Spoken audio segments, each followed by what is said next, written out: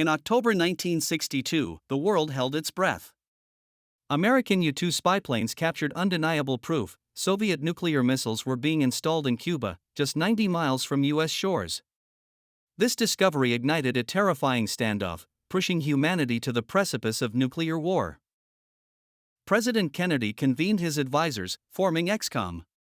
Options ranged from invasion to diplomatic appeals.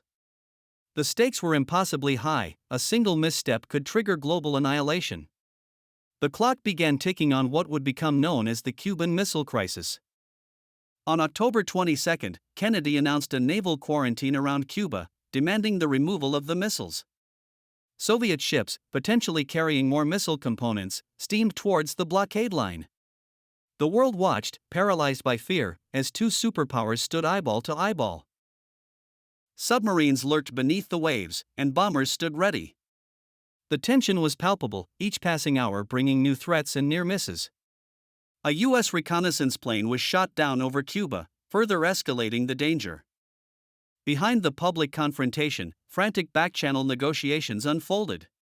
Secret letters were exchanged between Kennedy and Khrushchev, seeking a path to de-escalation.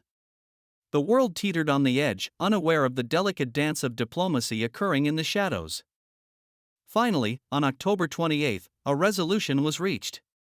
The Soviets agreed to remove the missiles from Cuba, in exchange for a U.S. pledge not to invade the island and a secret agreement to remove U.S. missiles from Turkey.